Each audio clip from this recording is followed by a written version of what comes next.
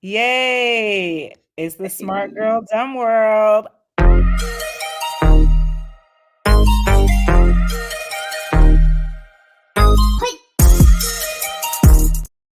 I was about to just Hey.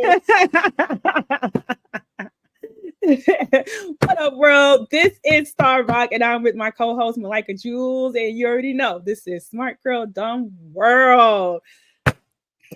Look, I did it again. we're on a good note. We're on a better note. Coming out of this, I'm just this doing this. I'm translating into sign language. you guys do the English BOGO. sign language. Everybody, guys see my I'm doing black girl things today. It's Sunday. I'm taking my Taking off nails these off. gels, taking off these acrylics, getting ready for Monday. Big up. Oh my gosh. Star Girl, what is up? I am so happy to see you. No, I feel like it's been a while. Grand Rising from Inglewood. Grand I Rising. know. What up from Brooklyn, from New York, Oh, East my Coast, New West York. Coast. This is like my East Coast. I get to touch down. Keep it real with my Yes. folks, y'all. Look, we have been looking at this world, y'all. I'm not even gonna lie. This world got me tripping. But it's cool because we're here together and we can talk about Mm-hmm. it. And of course, I'm laughing about it because I think it's so silly. First up topic, we got to talk about what you'll notice today, ladies. Unlaid edges. Edges are not laid. Ledges. I heard that. Listen, I have this on because I definitely need a retwist. Yes. It's giving Afro Halo, but I don't And we even love Afro whatever. Halo, honey, because it's from God. But what we are not doing is we are not slicking our edges down with anything from Ebin NYC. Not at No, all. we're not. Like, first of all, Ebin, like Ebony. Are you selling to black people, but you hate black people? You wouldn't be the first, and you won't be the last. But when we find out about it, Mm-hmm. uh, the edges don't slick down like they used to. Mm-hmm. Maybe I like my little Afro edge. And I wonder, like, first, I mean, I'm never using the products. I'm sure they'll still survive and be fine. But what the whole, and for those of you guys that don't know, I'm gonna give you the quick breakdown. This is all around Mm-hmm. TikTok. There's a young black woman who was working at Ebin, New York, corporate. She was the only sister in the office, and she was just dealing with a lot of racism, Mm-hmm. both personally and in what she would see happening in terms of marketing with the brand. And she became a whistleblower. She told the world about it. And black women responded by throwing away. There's lots of TikToks throwing that Ebin right in the trash can. And I Sheesh. encourage you to do so. Throw it away.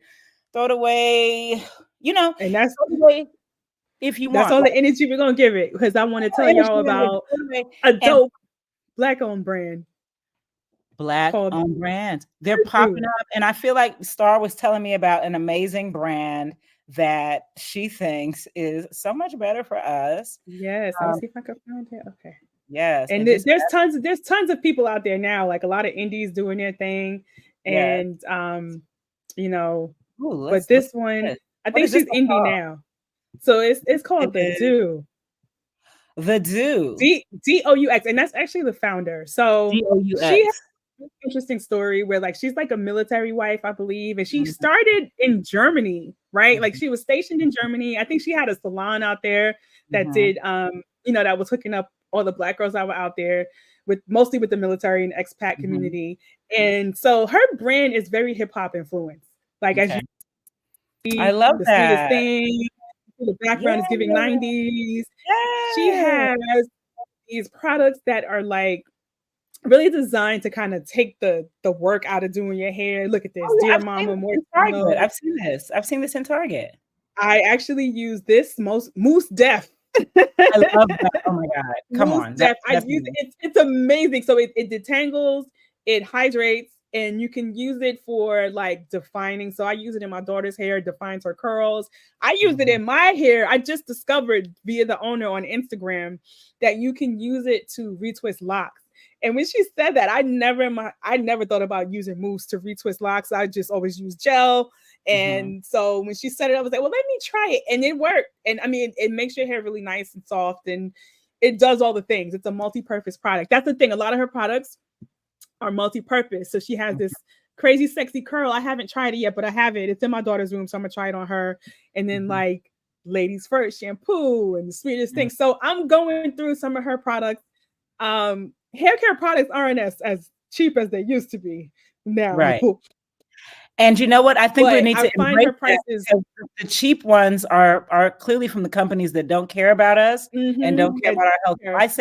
I say let's go no to cheap beauty hair care products. Let's do it as a way to like come into the space where we can support more Black women, understanding that they don't necessarily have what these larger other store owners have. Like, let's go ahead and normalize, you know, paying for good hair care and people that don't like us that let us poison ourselves to our scalp for $2. And let us know if you know of any other like really cool Black owned brands that are still Black owned. I mean, I know part of business is sometimes you got to sell, and you know people want to make money so they can get in and get out. I understand, but it's it it's frustrating when you have these brands that become these beloved brands and then they Yeah. sell to the big, I don't know who the hair care giants are with Procter and Gamble. Like, just, you know what I'm saying? Like, it's like the big three that end Yeah. up buying out all the indies and they own everybody. And it's like, Yeah. oh. And then they start changing formulas and getting all cheap and cancerish. Like, Cheap you know and what I'm saying? The products that kill you. So products that kill. anyway, We're not products that doing kill. it. Yeah, it's like I really do feel like we're at a time to reevaluate everything, you know. Mm-hmm. In the 90s, we didn't have the great Black entrepreneurship that we have now in hair care. Mm-hmm. Right. And Mm-hmm. it's like in the mid 90s, when like a Carol's Daughter came along, it was revolutionary what Lisa Price did, Mm-hmm. bringing her those homemade concoctions. Of course, she eventually sold to Estee Lauder, but it's Mm-hmm. like Black women were seeing the power in hair care that was conscious, right? Conscious in its Mm-hmm. ingredients and caring in its tone for who we are as Mm-hmm. people are and the things that we need to do when we're beautifying ourselves.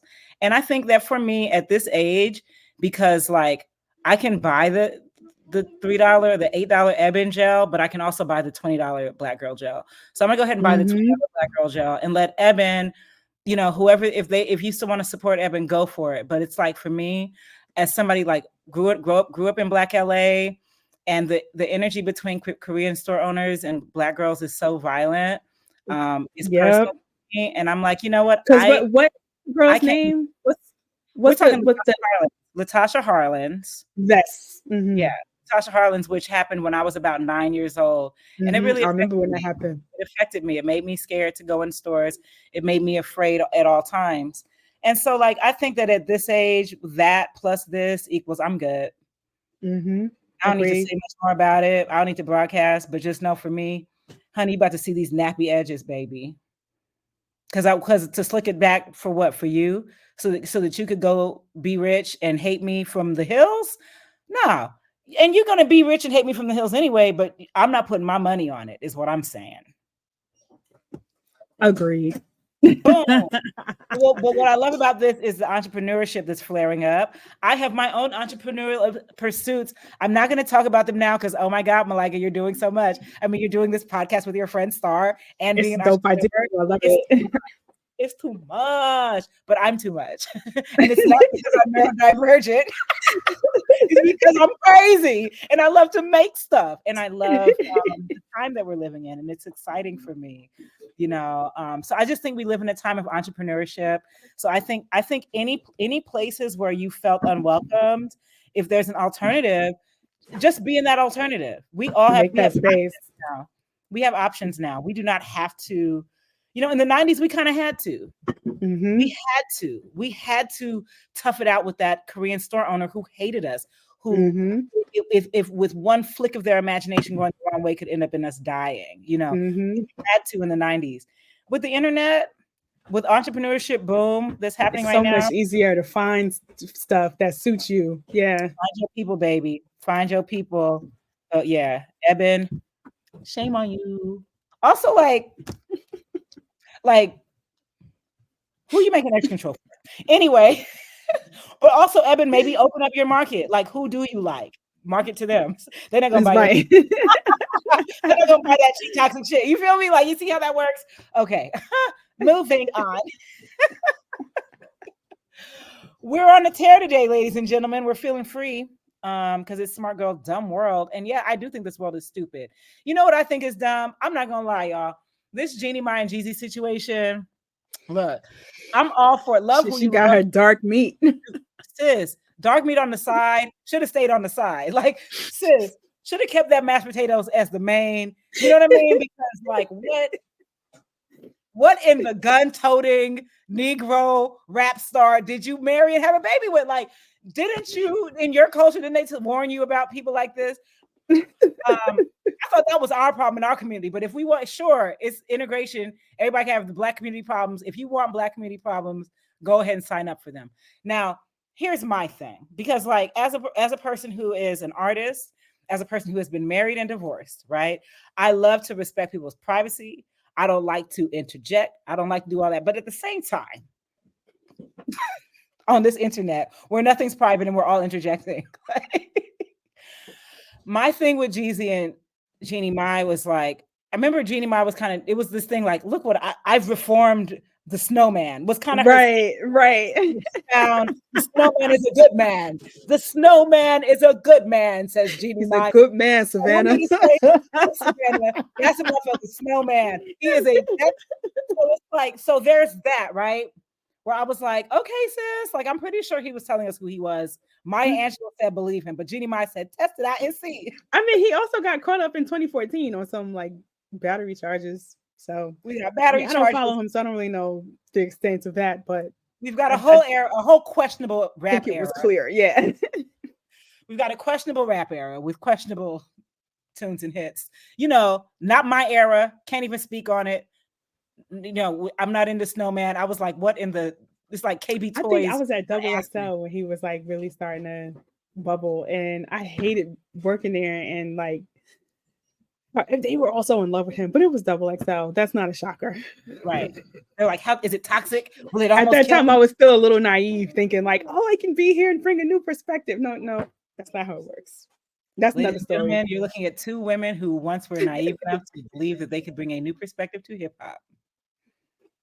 We learned the hard way. And now we're here on the Smart Girl Dumb World podcast talking about it. So here's my thing. Like, apparently there were guns in the house. He was leaving guns around. Now, I'm going to say this. I have experience with rappers who are abusive and crazy. Not my relationship personally, but I was a rapper for a long time. I've been around a lot of people. And the guys that I know, hello, listen. Some of the stuff that they do, for sure, yeah. I know who leave guns around their homes, because it's like when I was like, oh yeah, he one of those. When a man's leaving a gun around his home, it's a threat, babe. Mm-hmm. It's a threat to you, young lady, and it's a threat. You know, it's like so like that's number one. But my thing was like, that's what he had been on, and then you were blindsided by the divorce that you didn't want. So like, at what point were the guns in the house bad? Did they just get bad? Right. Because like for me, like I'm not really trying to deal with a dude that's leaving guns around the house. But also that dude ain't trying to deal with me, because I'd be like, nigga, why are these guns around the house? So once again, people deal with who they know they could do that stuff to. And if like Jeannie Mai, we're not gonna act. Jeannie Mai was trying to prove the point. She was like, hey, Black women, this is how you reform them. We get that a lot with interracial relationships. People don't say that. People don't want to say that. But unfortunately, and as somebody who comes from a family with lots of interracial relationships via the Black men from Los Angeles, where we all know Black women are not valued, it's like I keep hearing that. That is so sad. That is so sad. It's real, and it's generations deep. I mean, I could go back. I'm a case study because I come from a family where that shit is rampant, right? But I try to be respectful to my family members, even though they've all been waiting for me to speak on it all these years. I digress. Even one of my friends from Connecticut, not to kind of side note, but I remember in college, I had this girl from Connecticut. She was very sheltered. And I remember she came to visit me one break from college. And I think it was in the summertime. And you know, New York in the summertime is lit. And at the time I wasn't in Brooklyn, I was uptown, but we went all over the city. Like I just was like, because I had her from Connecticut and then two of my friends from Virginia. So I was like, oh no, I'm showing y'all everything. We're doing all this stuff. And they were so, particularly the girl from Connecticut, they were just so shocked by all the love they were getting from the Black men. And she even said like, and this is a dark-skinned Black girl with natural hair. And she was like, I've never gotten this much love from men in my life. Yeah. And that's crazy. That's why I spent my early 20s and my single years in the East Coast, because like I knew how sick it was in LA. with treatment of Black women. And, Mhm. I knew that it wasn't true. And, I went and I dated and I had a great time, and I normalized myself as beautiful living on the East Coast and Mhm. living in Mhm. Africa. Mhm. When I came Mhm. to LA, come back home, and of course it's the same, if not worse. But the only difference is that I know that it's not true, and that it's like my Mhm. self-hate and the need and whatever fears that those men have about facing a world that's also against them, right? And it's like, well, Mhm.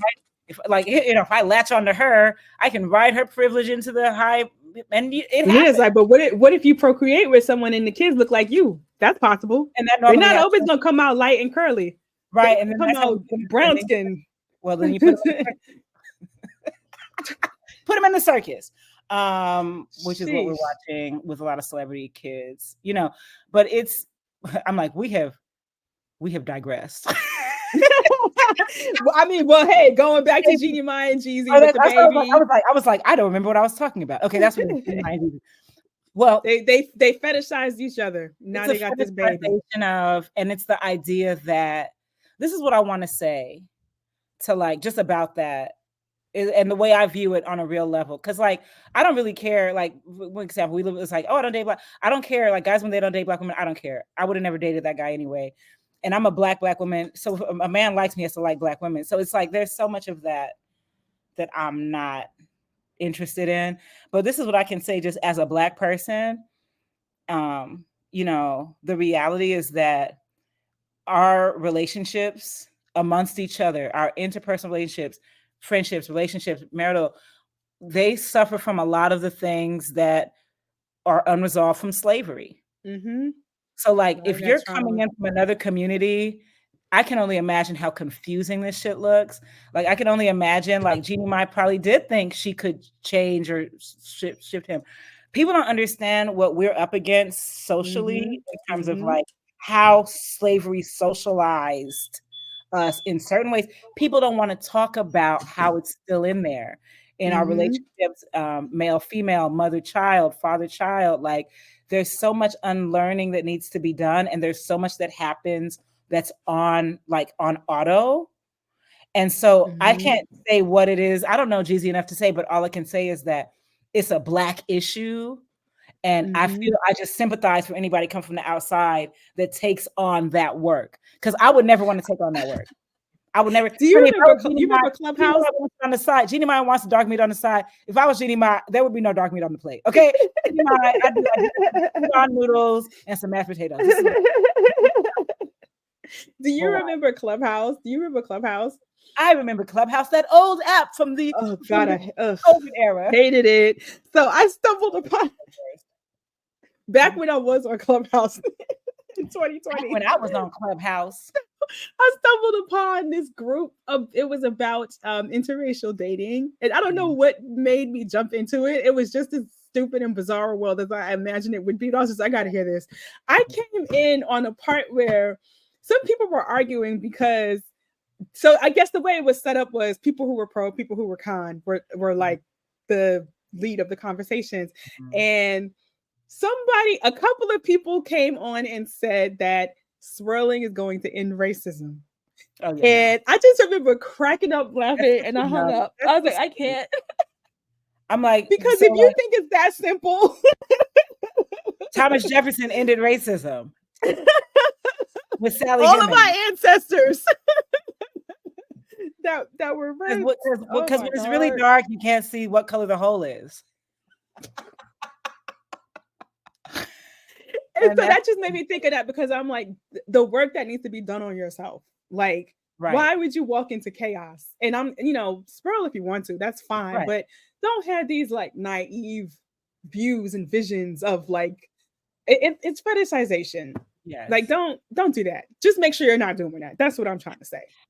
And when we get into the realm of the fetishization of Black men, right, by non-Black women, and then they end up getting the same Black woman that the same black man that black women get, which is like a nigga that's leaving guns around the house. And realize they're not as special as they thought. And that for me, like my heart breaks. You know, like because a part of me was hoping it would work. You know, it's like I'll be like, damn, since it didn't work, even the Kardashian couldn't reform this thing. You know, it's like, oh, that's crazy. But I'm happy that I didn't get any of the strays.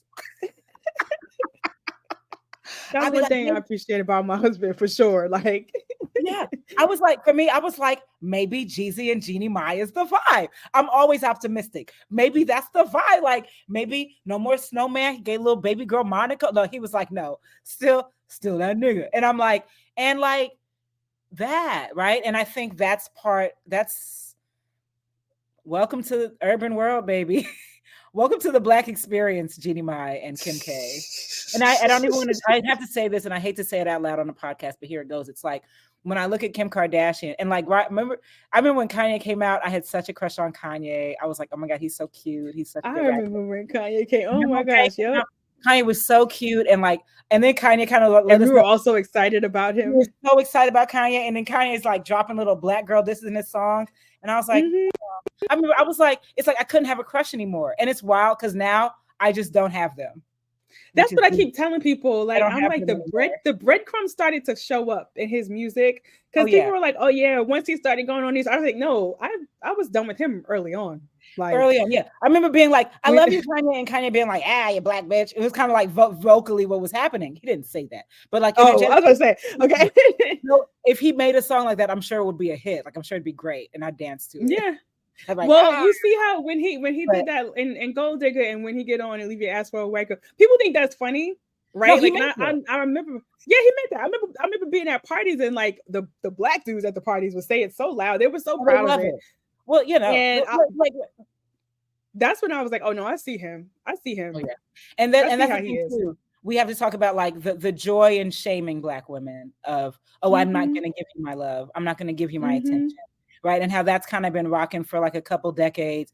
And it hurt us. I want to say it was hurting us up until like 2015, 2016. But then it's like, then you get with Kim K. And now Kim K is single mother of 4 with a crazy schizophrenic baby daddy.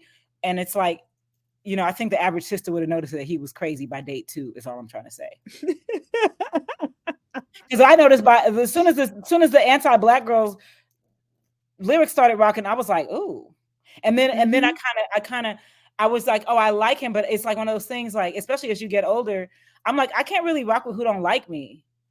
That's what I'm saying. And it's a red flag for someone. They always think they're special, but I'm like, they're talking about black women because black women it's open season on us. It's easy to get away with talking about it, but usually they don't like black women. They don't like any women. That part. We can't say that. We can't talk about that. What did she say? What? And then they start to see. And then they start to see. And then it's like, and then after 20 years of whoever, then it's like, well, I actually identify as a woman. You know what I mean? And it's like, well, you were jealous of black girls the whole time. You wanted to get the Ebin and lay your edges and be in the boycott. I get it. Oh my God. No, it's like I'm not offended by it. It's just like I'm just like, oh, I don't rock with that. Like I'm like, oh wow, like I rock with who rocks with me. I don't want to put edge control on from a company that thinks my hair is nappy, and I don't want to buy music from a man who thinks right. And my thing is, I think too, as an entertainer, it's interesting too. It's like back in the day, they'd be like, "Well, you can't date anybody. Think about your female fans. They won't allow." And I thought there's such truth to that because I remember being that 21-year-old and being like, oh my God, look at Kanye. Kanye is like the cute boy. He looks so smart. And like that super crush on Kanye. And then Kanye's like, ha, ha, whatever he says, you know, black women in his lyrics. I just, ha, ha, like, I hate you black bitches. Ah. That, once again, amazing lyric. Another hit song. It's easy for me. But it's like, damn, like that little thing in me that like had the crush. And like, which is the thing that makes women spend money and go to concerts and support you. I couldn't pursue it. I was like, oh, and I was like, oh, that's bad business. But it's like, well, now that you crossed over, now it really doesn't matter how I feel about you. So I love you, Kanye. Love you from afar. Right? I can't even front, but I know that like you don't like me, and that's crazy because I look like your mom. And then that's weird, right? And so that's why we get into Black issues. You see, and it's like, well, nobody wants to. And then, of course, if you date somebody who's not Black, we're never going to have that conversation. We're never going to bring up. You can't fully have that conversation. And so you get to act like those things don't matter. They don't happen. Then now all of a sudden you have a Black daughter or a daughter who's mixed, but is really loving her little Black side, like her mama. She like her mother loves Blackness. North is like, is this what it's like to be Black? She loves it. She's like, North is gonna be a trip. North living her best Black girl life. North is what Kim always thought she was. Right. Yo, I've never seen a Black girl so happy. Let me just lay this track down. North has not a care in the world, and I'm living for. She's like, my mom is whack. Daddy's so cool. I'm like, well, okay, girl. So interesting to watch, right?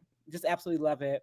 But yeah, ultimately it's like, I think the conversation that's being had online right now with Black women is just like, they're like, we Black women can't act like for years we were not told she's better than you. She's better than you. And we can't act like on the other side, that's conversation we have. Well, you're better than her, which is why Jeannie Mai was coming out. Honey, the pride of Jeannie Mai is something to be studied. If you ask me, she's like, look at him. As if, it's like, how many of us, we all want to reform a hood nigga. We've all tried to reform a hood nigga. It don't work. No pussy is that golden and gleaming and slippery and wet to reform a hood nigga. I've tried it too, Jeannie Mai. It didn't work. I didn't have a baby by him because I was like, I don't see I was like, I see single motherhood in my future. Like, I was like, but it's like this idea that you can reform cats, and cats ain't trying to be reformed. So it's like, cats will actually push back against being reformed and leave more guns around your house. Right. It's like, and you got to understand what that culture is. And so if you don't understand that, you think that it's something that could just easily go away. But for us as Black people, we understand that this is a lot more complicated than just teaching somebody a new set of skills or taking them to another country so they can go scuba diving. It's much deeper than that, And so God bless them. God bless that baby girl. Jeannie Mai gonna be chilling. G's gonna have lots of hoes. I see nothing but joy and happiness in this couple's future. And for the time. Moving on. Good luck. We are girls and we have had life experiences. You guys know, or maybe you don't know. Well, it says here, and I have not taken our name tags down because I forgot how to.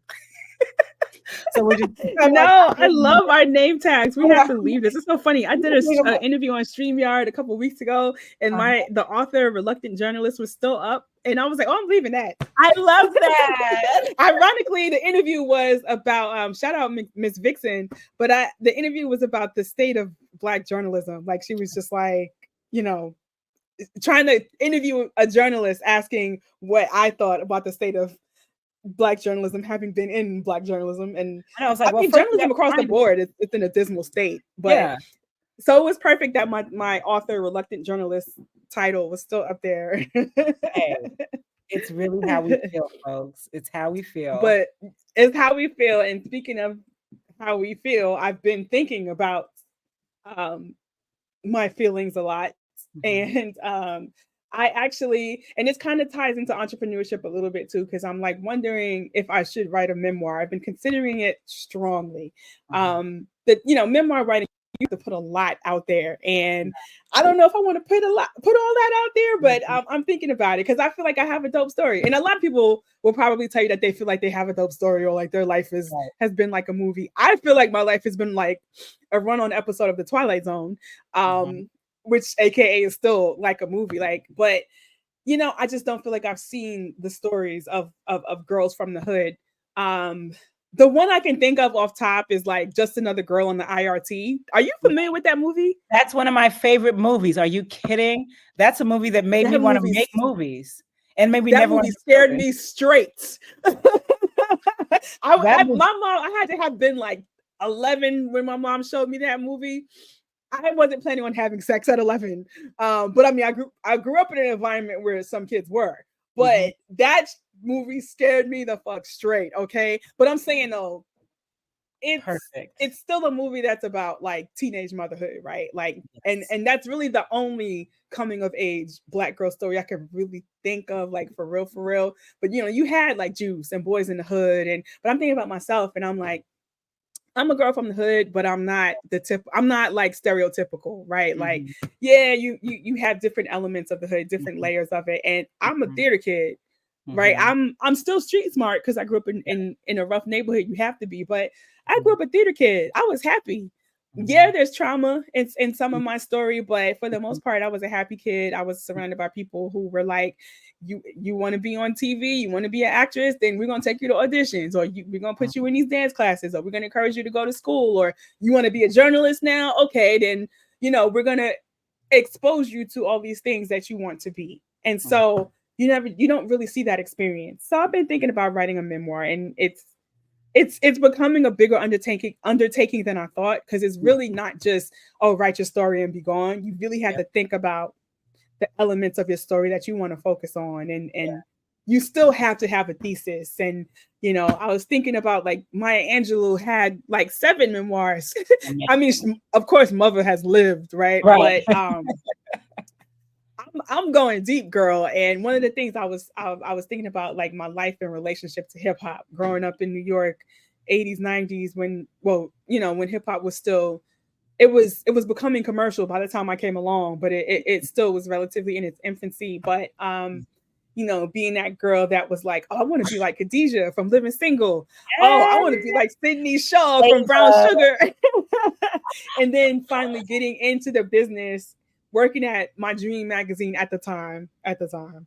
Yeah, Um, but then just kind of realizing now just how disappointed in hip hop I actually am, right? yeah, Like, yeah, I just, over the years, I'm like, ultimately, hip hop has just kind of become another branch of capitalist propaganda. right. Absolutely. Um, and it's kind of hard to see people that we regarded as heroes being part of that machine. But at the same time, they always were. Like, hip Yeah, hop as a black girl has always been disappointing. And I right. just chose to cherry pick the positive stuff and ignore, oh, talking about me. I'm not the hoe. I'm not the bitch. I'm the around the way girl. Like, I'm the girl they like. I'm the girl they, no, they don't like I'm you. not They don't her. want I'm to not see like you. her. I'm not you. It's like, hey, as, girl. as I wear this shirt with this shirt has like the Oh, original, I love some of the that. original pussy rappers on it, or P rappers, Yay! right? I don't know how Yes, YouTube is, that's but real. even that, when I look at, like, P rap is for men. It's Right. disguised as women empowerment. Yeah, no, it's for men. But yeah, I just been thinking about all these things and how that fits in relationship to me as a person, and then, like, in my hypothetical memoir, like, what would that say? What would that be? You know? Um, and I and well, go ahead. So would you write about, like, would you go in, because you have the unique perspective of being a hip hop journalist, meaning Mhm. you interview artists, you also have the experience of maybe a pre-interview, the behind the scenes, the emails. Like, would you be going in and sharing sort of like the untold portions of that and the things that you learned? Like, would it be kind of that insider take, or would That's it a more so be like what I've learned from what I've seen? that's a good question. And honestly, I think I would probably want to do more of like a what I've learned from what I've seen. Okay. Um, I know people are really into, like, insider type stories and gossipy Yeah. stuff. And Yeah. sometimes I might share a story on my Facebook page. Yeah. But I don't want people to read the book for that. Like, to be like, Right. oh, like, for example, I have a friend, one of my homies from college, we recently reconnected. And I had Mhm. said something. He mentioned 50 Cent's name. And I said something about 50 Cent. He's like, you met 50 Cent? And I was like, yeah, I got a 50 Cent story. And he's like, oh, I want to hear your 50 Cent story. And so, Uh-huh. like, what I'm saying? Like, people Yeah. want that, like, that type of juice. And I'm like, I don't know if, and I'll tell him my 50 Cent story, but it's different one on one versus do I want to put that in the book. So I'm Mhm. thinking, like, I feel like more in relationship to the things that I've learned from these things. And, Mhm. like, maybe I'll touch on some of the insidery stuff, but I definitely don't want, and because I can see myself trying to pitch this book to someone, a publisher, and we know the deal with publishers. Like, they Yeah. typically don't look like us. They don't, like, it's probably going to be a harder sell anyway, trying Yeah. to pitch a story about a black girl without struggle, right? Right. And going to them and like, maybe I'll touch on this, but then they'll be like, is this like a tell-all book? And it's like, no, it's not a tell-all. It's Right. more about life lessons. So, Right. and life lessons is vague. I'm looking at other memoirs like Mhm. Bitches the New Black is one. There's another one called The Only Black Girl by, I think her Mhm. name is Danielle Prescott. But Mhm. and then there's one called I Can't Date Jesus. Shout out to Michael Arsenault. That's a writer homie.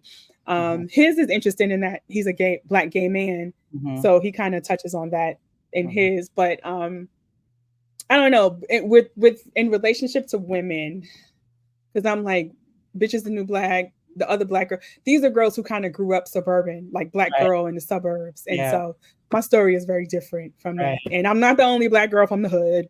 You're And I'm not. sure there are others who got their stories put out there, maybe, but I Yeah. haven't really seen it like that. So No, we those need don't seem to your be ones that writing. get priority. I think that's the reality is So like we need your writing, we need your stories. I think it's when it comes to memoir is I struggle and I go back and forth with writing memoir because I wonder, is my story even important? Then there's a whole idea of if I were to tell same. the stories that really impacted me, like I realize there are people that I'm protecting. There are people who Mm-hmm. I don't want their business out Same. there. But it's like at what point do I recognize that it's my story to tell? It's a hard thing to balance, right? I Mm-hmm. know for me, I suffered a lot of trauma, like secondhand trauma as a hip hop Mm-hmm. artist. The I people that I believe was it. dealing with, like business wise, and one way or the other, there was various abuses that I That's had the to. thing. Sorry to cut you off. I have more trauma from when I was trying to be in the industry, like not necessarily childhood trauma, but like you said, like business trauma. Like there's Yes, stuff that I can look back on that I'm like, holy crap, like awful, sheesh. awful That was stuff. And yeah. I guess I think for me, time is teaching me that it is important to say these things out loud. And at this point, it's like I want to say it out loud so that younger people or anybody can hear it and be like, "Oh, is that a red flag?"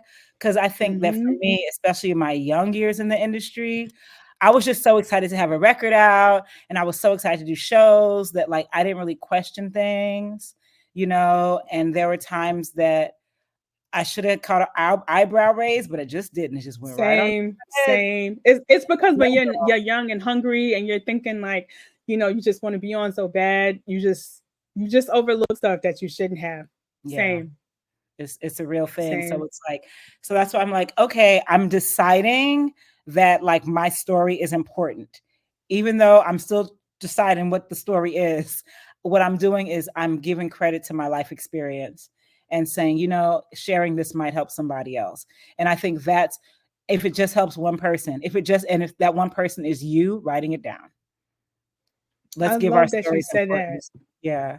I love Let's that you give because our in my story. research of like looking at there's a brilliant writer. Her name is Lori Tharps. Mhm, And I hope I can work with her. I don't know if I can afford her, but mhm, she's written several books, but she's really good at memoirs and like helping people find that thing. And mhm. I've recently listened to a podcast interview with her and she said something, either she or the host said something like memoirs are a form of therapy too, but Mm. also you have to keep in mind that there's always someone who can benefit from hearing your story.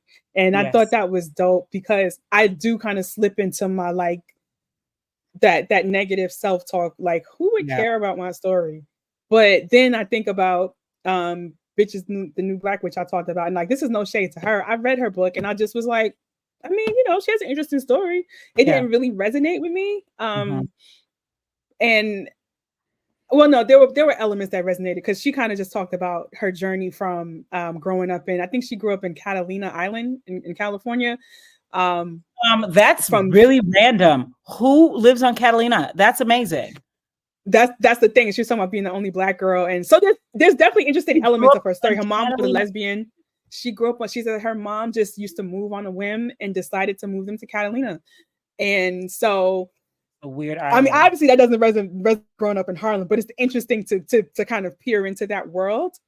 But it's basically from the book is about how she got from point A to point B, which is she's currently a journalist. And Okay. so let me not say it doesn't resonate with me. That's not the right way to say it.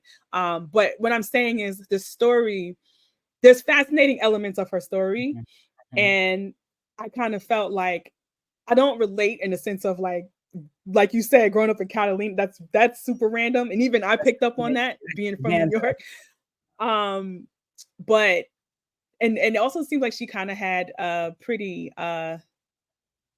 not not the chaotic type of upbringing you would have growing up in a rough neighborhood. So that's why I'm like, okay, we're different. That's what the Yeah, thing. We're obviously different Black girls, but very different, yeah, experience. her story in essence to me was still, I'm like, if she has that story and there's those unique elements, I could pull out a crap ton of unique elements from my story. So my Mhm, point is, looking at what she did with her book, I'm like, I could do that with mine. I should do that with mine. Like yeah, maybe somebody can take some, because her book was I don't know what happened to this, but it was supposed to have been a movie.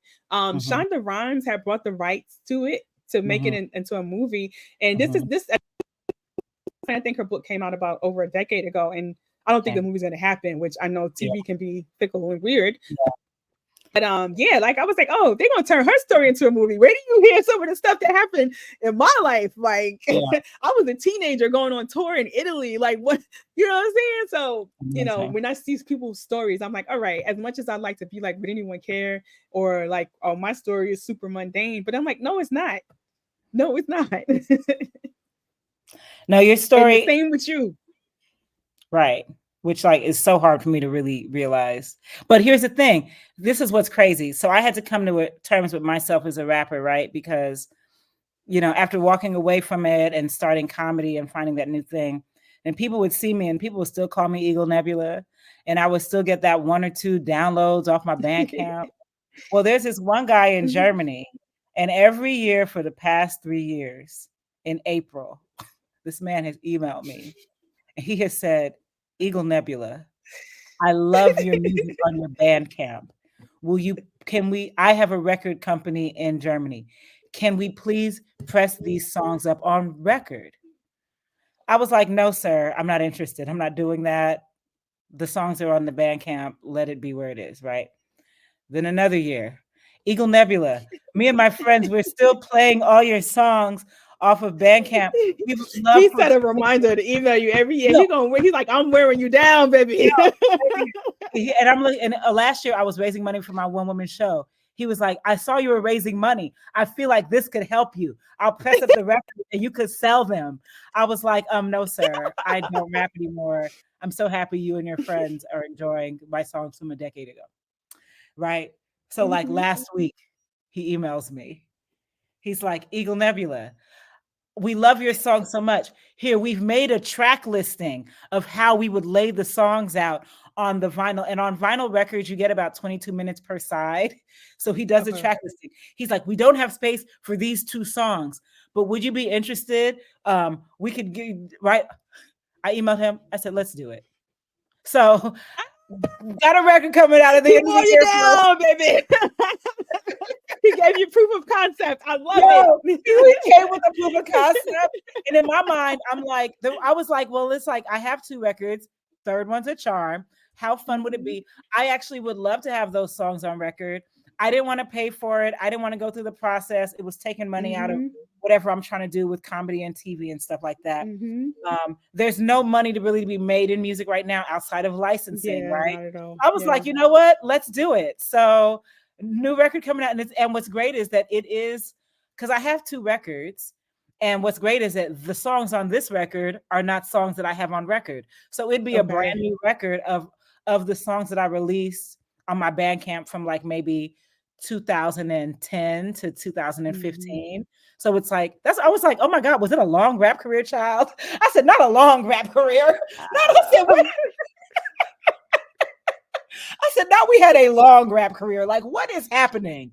This is not how this is supposed to go."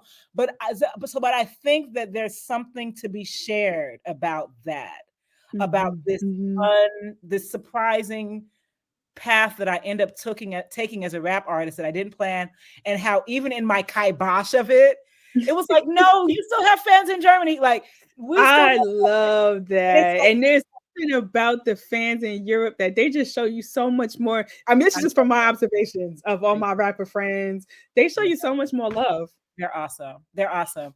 They're great. And so I was like, you know what? I said I will take those records because here's the thing. Because I ended up rapping a couple weeks ago. Why? Oh. Because my former producer Ross G, rest in peace. They've Mhm. taken his studio space base and they put it up as an art gallery exhibit at a local gallery. Wow. And at the opening, they were like, "Nebs, will you rap? Will you do your song?" Because they know I don't do it, especially after he passed away. I was Mhm. like, "That's a rap." They were like, "We didn't want to ask you, but will you do it?" I was like, people are still asking me to do that song 5 years later. Maybe the song meant something. And then there's another musician out here by the name of Carlos Nino. And Carlos Nino was the first to play my songs on the radio. And Carlos Nino now, like, how Andre 3000 put that flute album out? Like Carlos Nino spearheaded that. You feel me? So it's like Yeah. like kind of alternative music and indigenous sounds out here in LA. And but Carlos Nino only refers to me as Eagle Nebula. And I used to upset Mhm. me. And then one day recently when I saw him and he said it so naturally, I had to have a moment when I was like, oh, I think they're reminding me that I actually did something, that I actually was there, You that did. nobody noticed. Like You made a mark. You and made it a mark. and who knew? And sometimes things are slow burn. This makes me, I feel like I need to tell you this story about my aunt. So my Yeah. aunt, her name is Shira Cangelosi, and she is in her 60s. And so she recorded let me get this right now. When she was 16 in high school, she recorded with the music teacher like a short album, like it was literally a record, like a vinyl record Mhm. called The Line of Time in the Plane of Now. And actually, I don't know if Mhm. that was an album or so. I'm about to look it up to get it right. Mhm. Of Time. Yes, and here it is. The Line of Time in the plane of Now. And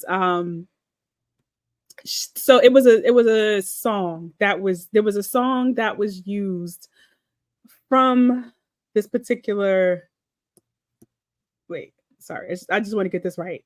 Yes, so The Line of Time Playing Now, it's a song. So she recorded this with a music teacher, and when she was 16 in high school, it was just a project. It was just a school thing. The teacher was like, "Oh, she's talented, let's do it." Fast forward to just a few years ago. I think this was like in the pandemic. Her song was used in Sam. Remember, the comedian Sam J. Mhm. Sam J. Yeah. So on her show, her HBO show, Mhm. somebody found the song and freaking used her song in Sam J's show. But they got permission from my aunt, and the I music teacher is love still it. alive. And this is a woman; she's in her 60s now, and they Amazing. didn't record it with like they weren't like, "Oh, let's get a record deal." It was Right. just It's just a record. and yeah, and the song is it's very kind of like jazzy and almost like ethereal.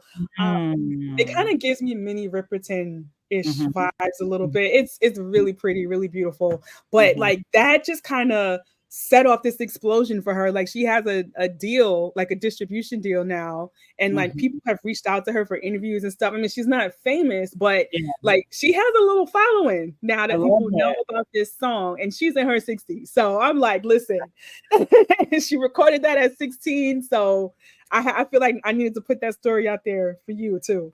Yeah, no, You records never know when records, it's your you time. never know what they do. That's what I'm saying, like, you just never know what they do, and every record that I put out has always given me a surprise. So, I mean, we gotta Mm-hmm. I this man, he was like he already told me because he was like, "I've been inspired by your album artwork." So one of the albums is Nebs, Nebs, Nebs, and I was really into primary colors at the time. He's like, "We'll do a white vinyl with primary color specs." I was like, "That sounds Mm-hmm. amazing." Mm-hmm. And it's like, but what it did is it made me, I had to shut up about myself and thinking that Mm-hmm. I was worthless in those years. It was very difficult. And I was doing it for the culture. And that's what made it so hard. And that's what made it so traumatizing, is because I was like, oh, I didn't make an impact at all. But I did. I I feel like that. think, I feel like that too. but yeah, so Feel- you made an impact too. So look at us. Okay, guys. So this is what me and Star are doing. We're recognizing that we made an impact and we're making memoirs and we're doing podcasts, no matter who's listening, because we're down. We're embracing what? Black girl Mm-hmm. imperfection and just doing what we need to do to make sure Mm-hmm. that our lives are full and beautiful and wonderful, and that what we share with you is equally as lush And I and want to clarify the Line of Time to Plane of Now is the album. So they took a song from the album line of and use it on time. Sam J. That's Playing it now. amazing. The playing it Amazing. now. We love this. It's like there's so many reasons to be a joyful Black girl. When we lean into our gifts. We got to lean into our gifts for real. And we recognize that the world might never honor them, but the gift A is lot of still this is us talking to ourselves. obviously. Don't like, share, or subscribe because we like, share that. You know what I'm saying? Like, really, it's just me and Star. Y'all could just be in. We're figuring this out. I think what I love about this podcast is we're getting in the rhythm of what it is to even share. Because the reason that I don't share on the internet is because I don't want to share. You feel me? Right. Like, I don't want to share my opinion. I might say something Right. crazy, but I Right. think that maybe now it's just time to say something crazy because the world is crazy. So it's like it felt weird keeping anything to myself, but then I'll And be like, honestly, I think we're tame. We're pretty tame we're so so far. tame. Like, We didn't cuss please. anybody out today. We didn't go in. Hopefully we're gonna push through because controversy is what people seem to love. But and you know, it's like, can a girl with dreams have controversy? You know what I mean? Like that's what I wonder. It's like what all can I really say if I'm somebody who, and even though like my goals are changing, like I still do dream of being a showrunner and putting my shows up, and like I love writing TV and I love doing comedy and I'll always be a stand-up. But we just live in such a finicky world. It's like, you know, I'm just happy to be able to turn the camera on and broadcast from my house because who knows, like the state of the world. People are like, well, where's your BBL? We can't put you on TV. And I'll be like, I don't want a BBL. And that's where the conversation is. And then you get a girl with a BBL and she's a hit. You know what I mean? So it's like, what do we do in this world that's requiring, they want peak Blackness without the Black look. You know, like they want a Black booty with skinny thighs. Like, what are we doing? You know what I mean? They want Black lips and a European nose. I'm confused. And then get mad when it seems like plastic surgery is so rampant. When like people are getting botched and like people are like, oh, why don't you love yourself? Because people are vicious. It's literally impossible to love yourself, kids. You can love yourself. It's hard. You gotta turn off Instagram. You really do. Social media, period. Woo. Bro, these mannequins, which is hard for what we do because we have to put ourselves out there. But yeah, you got to get off that stuff as much as you can because it's rough. Even for women in our age, right? Like we've been around a little bit, and we're in that zone of like not really caring anymore, or losing all the cares that we used to have. But it's still hard. It's still hard. It's tough. It's a tough world, y'all. This has been Smart Girl, Dumb World. I think we're good, girl. I think we talked about the talk. We talked about it. Hey, if you guys have a comment that's positive and constructive, leave it in the comments. If you say something crazy, I'll probably write something crazy back. I won't blame it on. I will not blame it on being neurodivergent. It's me being an asshole in the comments. Okay. Period. Blank. Period. All right. And so this is so funny because I'm like, now we are Smart Girl, Dumb World, and we out of here. Peace.